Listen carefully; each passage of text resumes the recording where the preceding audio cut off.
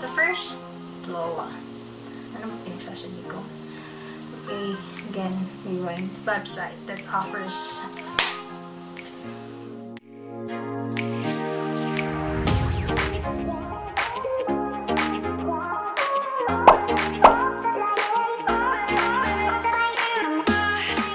Hi guys, welcome back to my channel. So my name again is Barbie, and if ever you're just new to my channel, please make sure to subscribe.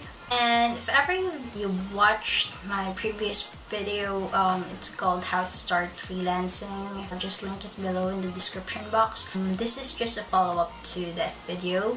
So for today, I'm going to talk about tips on how you can apply online. The first tip that I can suggest is sign up to different online jobs sites.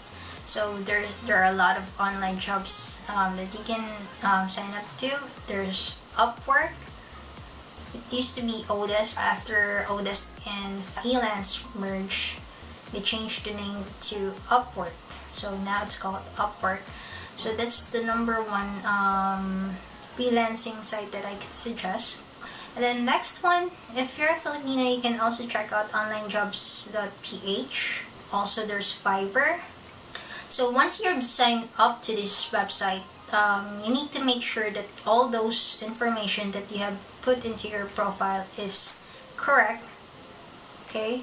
Because your profile is going to serve as your portfolio or your resume. With regards to Upwork, make sure to pick a more professional looking picture because that will make or break your profile. So aside from those informations that you have on your page, at least make sure that your profile picture is also at least professional looking. So next tip, once you have your profile updated, then your next step is to browse and filter those job posts. If you know how to do graphic designs, you can apply for graphic design jobs. Or if you're into video editing, then you can apply for video editing jobs that they have online. If you have more general skills, there's a lot of potential long-term clients. I would suggest that you go with as a virtual assistant or social media manager jobs because those are long-term. So you could potentially get long-term clients as well. So just make sure to browse and filter those job posts. You need to make sure that you have all those skills that the clients need on his job posts. Read all the information that the client has posted on his ads, job ads, because if ever that you are not qualified for the job, then you're just wasting those connect points that you have for Upwork, or if ever you're planning to apply for on Upwork. So make sure that those skill sets or skills that you posted, make sure that you have, or at least have them. Most of the clients that are posting job ads are looking for freelancers that already have the skills that they need to do the job or to get the job done. So at least if ever you're planning to work online, make sure to do some research, invest in learning new skills. The more skills that you have, then the more skills that are the more clients that you can potentially get. So before, I didn't know how to do a video editing, graphic designs, but through research, since we already have YouTube, Google, you can Google it, and there's a lot of websites that offers any online courses as well that you can, just so you can expand your skills. As a freelancer, it would be best if you do some research. Yes, a freelancer's job is to always do your research. Because here's the thing about doing research. Put yourself in the client's shoes. Once he wants to hire a freelancer, he expects a freelancer to have all the skills that they need. You also need to check if your client is legit. So before applying to a job, you also need to do some background checks with your client. So make sure to check out his previous job posts, if ever he has any ongoing contracts or ongoing jobs with a different, at least you can see if ever he's the type of client who pays well. And also make sure to invest in yourself. Invest in yourself and how you can offer the client that, hey, I can do this, I can do that. So next tip, once you have finally found that job ad that you might, that you feel that you have passed all his qualifications, that you feel that you're qualified to, then the next step that you need to do is to write down a killer cover letter. Okay, so this is going to be the make or break for your application. So this killer cover letter should have, or should not be too long, because clients, 100% of the clients doesn't want to read those long, very professional looking cover letters. They're not going to read it if you're planning to work via Upwork.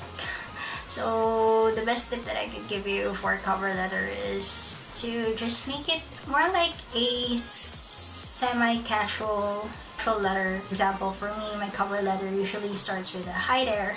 First, start with introducing yourself. It should consist of 1, highlighting your skills that he needs for the job. 2, what you could contribute to his company. 3 is your availability. Okay, so just remember, first one is to sell your skills to him. Second one is what you can contribute as a employee or as a freelancer to his company, what he could benefit from you. And then third one is the availability. So make sure that you will give him a specific like hours or days that you can be available for him. So at least onset he knows that you can work for him. Either you can work for him full-time, you can work for him part-time, or you can work for him, or he can message you any time of the day. Especially if you're a freelancer, being available for your client is very crucial for your job. Because if ever he tries to message you around midnight and you're not available and he needs to get the job done and you're not there, so he might probably go off a different freelancer to do the job who is always available if ever he needs it. My cover letter consists of 3 short, 3 to 4 sentences per paragraph, depending on what's the ad. Don't go overboard with the professional and very dictionary based type of letters. The 4th tip is to be smart and attentive during interviews. If ever you gotta respond back after submitting the cover letter from the client, then the next step usually for most of the clients is to do an interview. So it could either be a voice, a video, or a chat interview. So make sure to have or be prepared. You need to make sure that you have understand or you're listening to the client when he's trying to talk to you. Make sure that you answer him appropriately and politely. Just be yourself when you're trying to answer the client. Just be casual as well. Don't be afraid, don't be nervous. He's only human. He's not there to eat you or bite you or whatever sort. So just be yourself. Just, show him that you're here to take off those loads of stuff that he is trying to carry under and you're trying to help him.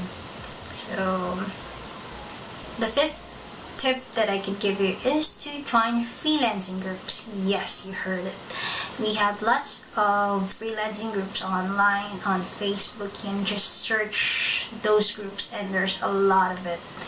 So make sure that you are make sure just to follow those because per group there are certain rules that you can't post this, you can post that, you can do this, you can't do this. So make sure just to read those rules first before joining. There's a lot of clients that are also on those groups, or there's a lot of VAs that are also on those groups that are also posting job ads or job posts. Make sure to join those groups so you can also get in touch with other freelancers, get inspired with other freelancer stories, and just always get up to date if ever there's any new hiring in their company. So there's a lot of Filipino freelancers that are willing to help.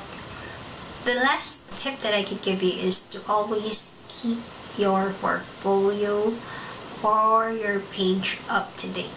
So if ever you have any new gigs, keep it up to date, so just in case that there's a client who's going to check out your profile or your portfolio, at least it's up to date and the info that you have there is current. Okay, so again, that's it for today, guys. I hope you liked my video, and make sure to subscribe to my channel.